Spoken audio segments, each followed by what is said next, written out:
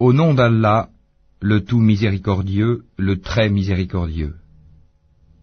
Sur quoi s'interrogent-ils mutuellement? Sur la grande nouvelle, à propos de laquelle ils divergent. Eh bien non, ils sauront bientôt. Encore une fois, non, ils sauront bientôt. N'avons-nous pas fait de la terre une couche, et placé les montagnes comme des piquets?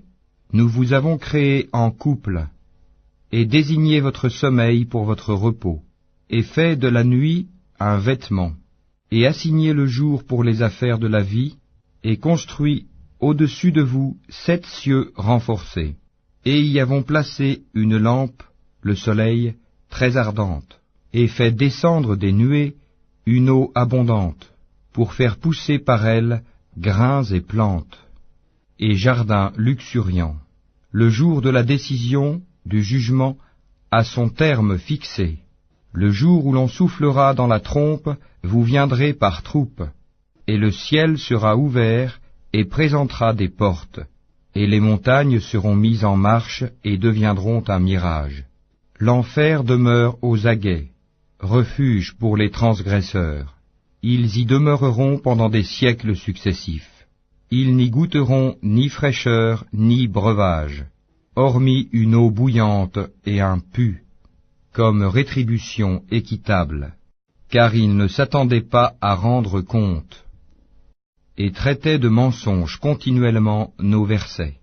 Alors que nous avons dénombré toutes choses en écrit, goûtez donc, nous n'augmenterons pour vous que le châtiment. Pour les pieux, ce sera une réussite, jardins et vignes, et des belles aux seins arrondis, d'une égale jeunesse, et coupes débordantes.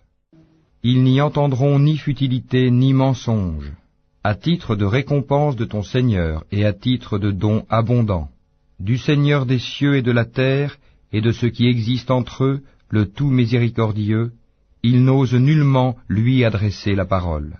Le jour où l'Esprit et les anges se dresseront en rang, nul ne saura parler, sauf celui à qui le tout miséricordieux aura accordé la permission et qui dira la vérité. Ce jour-là est inéluctable. Que celui qui veut prenne donc refuge auprès de son Seigneur. Nous vous avons averti d'un châtiment bien proche, le jour où l'homme verra ce que ses 2 mains ont préparé. Et l'infidèle dira, « Hélas pour moi, comme j'aurais aimé n'être que poussière. »